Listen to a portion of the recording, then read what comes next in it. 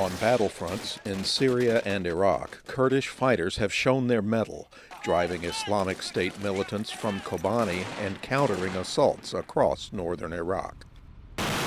Airstrikes by the U.S.-led coalition have helped, but with no foreign soldiers helping on the ground and Iraqi troops in disarray, Kurdish forces are carrying a large share of the ground war. An estimated 1,500 Kurdish fighters have been lost in the battle against IS along a front of more than 1,000 kilometers. But when it comes to developing the anti-IS strategy, many Kurds feel left out. Kurdish forces fall under the command of different leaders, even different countries, and including them in anti-IS strategy has proven difficult. At an international conference in London last month, a delegation of Iraqi Kurdish leaders was rebuffed in favor of Iraqi central government representatives.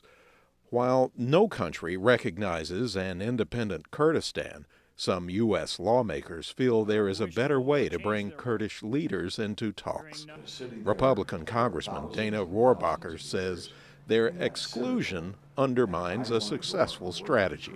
It is our Kurdish friends that are bearing the brunt of the battle for us not to have insisted that any discussion of peace in London or anywhere else dealing with that part of the world, that the Kurds, for us not to demand that they be part of that discussion, I believe was a betrayal of good friends.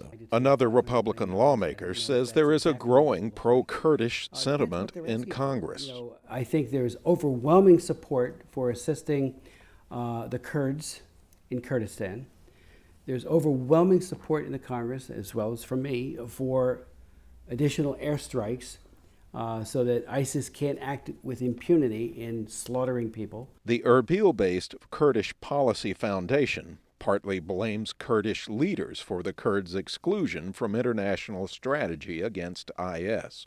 Founder Kamal Chamani spoke via Skype. Our relations with international community has not been institutionalized, and this is one of the main reasons that we are not being able to represent ourselves. A draft resolution is in the U.S. Congress to arm Kurdish forces directly, bypassing Baghdad. But with Iraq already so divided, politicians are uncertain if dealing directly with Iraqi Kurdistan would help or hurt.